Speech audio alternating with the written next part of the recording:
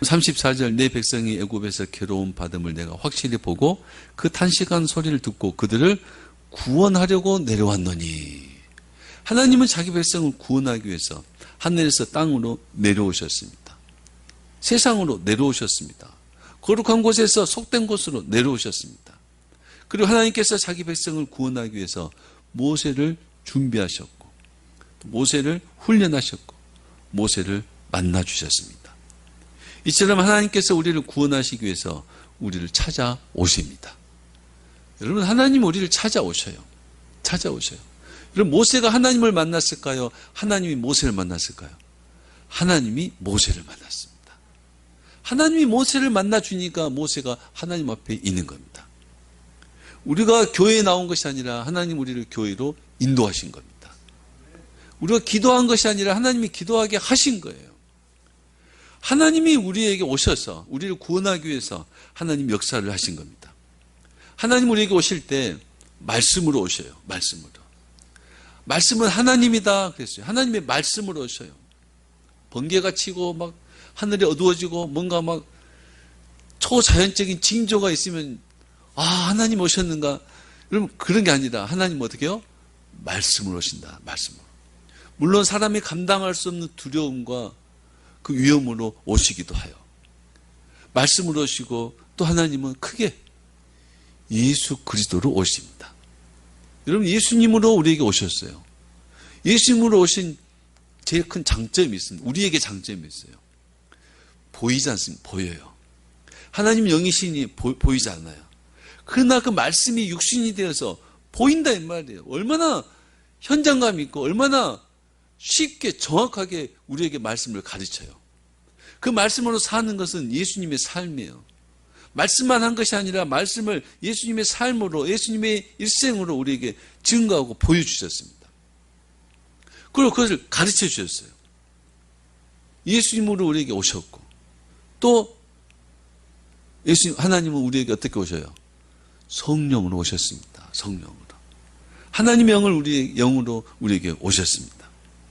우리에게 오셔서 우리가 당하는 질병에서 구원하셨고 마귀로부터 구원하셨고 다툼과 미움과 원망하는 삶에서 구원하셨습니다.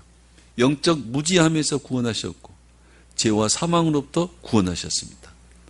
하나님께서 우리를 구원하시기 위해서 오셨고 우리를 구원하셨습니다. 그것이 하나님이 이 땅에 오신 목적입니다. 지옥에 떨어지는 것, 지옥에 떨어지는 것을 건지시는 것, 하나님의 구원이고 하나님의 목적입니다. 여러분, 하나님 우리를 구원하셨습니다. 구원하시기 위해서 내려오셨습니다. 또 우리를 구원하실 뿐만 아니라 우리가 구원받은 자로 살게 하십니다. 그러니까 구원받은 자로 사는 것은 하나님의 구원에 포함되어 있습니다. 포함되어 있어요. 하나님이 원하시는 것은 어긋나고 잘못된 세상, 우리가 있어서는 안 될 그 애굽, 잘못된 인생에서 우리를 구원하셔서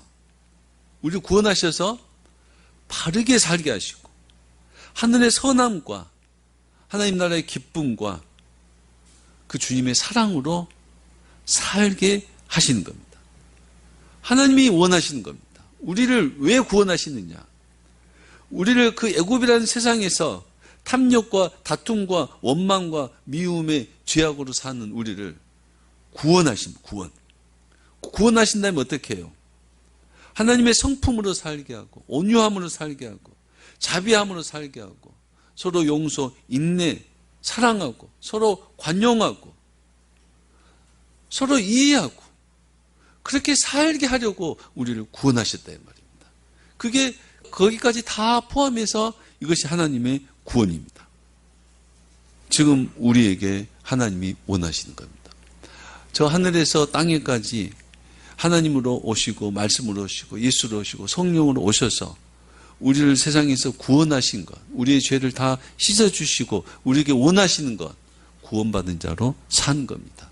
그게 하나님 우리에게 원하시는 거예요. 원하시는 겁니다. 서로 사랑하며 사는 것.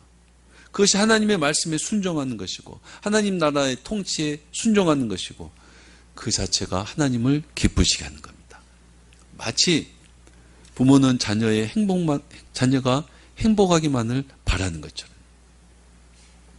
자녀가 행복하기만을 바라는 것처럼 하나님도 우리가 잘 되기를 바라신다 이 말입니다. 우리가 하나님 나라에서 기쁨과 감사, 삶의 의미와 보람을 가지고 영원한 소망을 가지고 용서하고 사랑하면서 사람들이 어떤 사람들이 있든지 간에 곰들이 모여있든 사자들이 모여있든 뱀들이 모여있든 독사들이 있든 하나님 우리가 어린 양으로서 그들과 평화를 이루고 그들 용서하고 사랑하고 사는 것. 이 세상이 망해져도 영적 하나님의 나라로 하나님 나라의 기쁨과 소망으로 사는 것. 하나님이 그걸 원하신다 이 말입니다. 우리가 용서하고 사랑하는 것. 바로 그것이 하나님의 뜻을 이루는 겁니다. 그게 하나님 나라로 사는 겁니다. 이 구원을 위해서 하나님은 하늘에서 땅으로 내려오셨습니다. 우리의 그 구원을 위해서 자신을 희생하셨고 독생자를 보내셨고 성령을 보내셨습니다. 또 그 하나님의 백성을 구원하기 위해서 하나님은 하나님의 종을, 하나님의 사람을 애굽으로 보내십니다. 이제 내가 너를 애굽으로 보내리라. 하나님 결론부터 말씀하신 것 같아요. 내가 너를 애굽으로 보내리라. 모세를 애굽으로 보내신다 말씀하셨습니다. 애굽에 있는 하나님의 백성을 구원하기 위해서 모세를 애굽으로 파송하신 것입니다. 호랑이 굴에 잡혀 있는 아들을 구원하기 위해서는 어떻게 해야 돼요? 호랑이 굴로 들어가는 것과 같습니다. 병원에서 아픈 곳을 수술해요. 그래서 아픈 곳을 수술하는데 아픈 곳을 수술하기 위해서 거기다 칼을 댑니다. 아니 그렇지 않아도 아픈데 아픈 데다 칼을 대고 피를 더 흘리게 합니다. 어떻게 하기 위해서요? 치료하기 위해서요. 치료하기 위해서요. 세상에서 죄의 포로가 되어 있는 사람들을 구원하기 위해서는 세상으로 들어가야 하는 겁니다. 세상 사람들을 구원하기 위해서 세상으로 들어가는 겁니다. 막 전도만 하는, 막 예수 믿으세요, 예수 믿으세요. 이 전도하는 걸 제가 폄하하고 비하하는 건 아니에요. 그러나 그렇게 전도만 하는 것이 아니라 그들의 삶 속으로 들어가야 된다. 그들의 관계 속으로 들어가서 함께 식사하고 형님 동생하고 서로 관계 나누며 사랑을 나누며 같은 삶을 같은 공간을 보내면서 하나님의 사랑을 복음을 증거해야 되는 겁니다. 세상으로 들어가는 겁니다. 예루살렘 성벽은 세상과 구별하는 성벽입니다. 세상과 하나님 나라를 구별하는 성벽이지 세상으로부터 격리하는 성벽이 아니다 이 말입니다. 올라가는 길이 있으면 내려오는 길도 있습니다.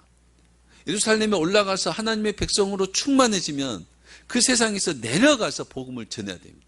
예수님도 제자들과 함께 산상수훈 산에서 복음을 전하시고 산에서 내려와 평지에 있는 많은 민족들에게 복음을 전하셨습니다.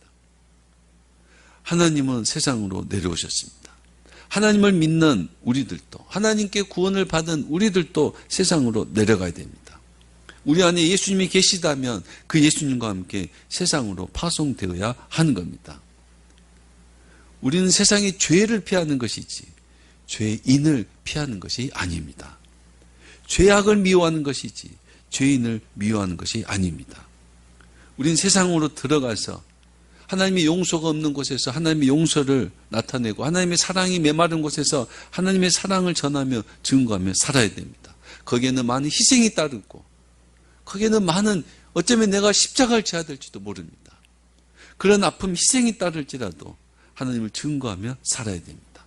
말만 잘하는 교인이 아니라 하나님의 진짜 자비와 선하심과 사랑을 나타내며 살아야 됩니다. 그것이 세상으로 내려가는 것입니다. 여러분 이 세상 사람들이 하나님의 사랑을 볼 수 있어야 되잖아요. 그래야지 하나님을 알 수 있죠. 우리를 통해서 하나님의 사랑이 뭔지를 우리를 통해서 알지 누구를 통해서 알겠어요. 하나님의 사람들을 통해서 하나님의 사랑과 하나님의 선하심과 하나님의 자비와 긍휼, 하나님의 성품을 하나님의 사람들 통해서 알지 누구를 통해서 알겠냐 이 말이에요. 더욱더 세상에 내려가서 하나님을 증거하며 살아야 되는 겁니다.